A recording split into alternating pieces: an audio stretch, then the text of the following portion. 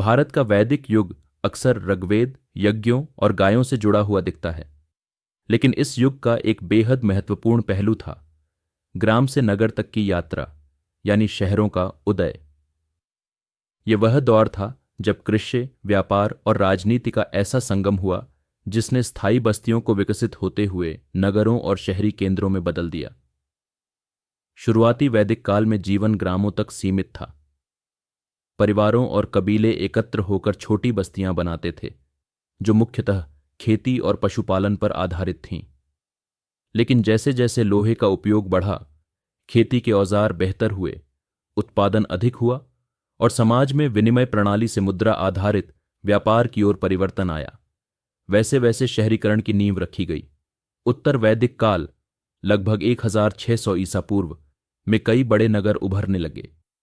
इनमें से कई नगर भविष्य में महान राजधानियों में बदले, जैसे राजगृह, राजगीर, श्रावस्ती, वैशाली, कौशल और अयोध्या। इन शहरों में व्यापार, शिक्षा, धर्म और राजनीति सभी का केंद्र बनने की क्षमता थी। शहरों में बाजारों का जन्म हुआ, शिल्पकारों की बस्तियां बनी, मुद्राएं चलन में आईं और दूर दराज के व्यापारिक संबंध स्थापित हुए। अब केवल किसान और यज्ञ करने वाले आर्षि ही नहीं थे। अब व्यापारी, लोहार, कुम्हार, बुनकर और प्रशासनिक अधिकारी जैसे कई नई सामाजिक भूमिकाएं उभरने लगी। नगर नियोजन यानी शहर की योजनाबद्ध रचना इस युग का नया कदम था।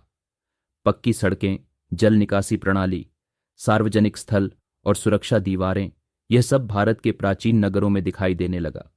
शहर केवल ईंट और पत्थरों के ढांचे नहीं थे, वे थे विचारों, व्यापार और विविधता के केंद्र।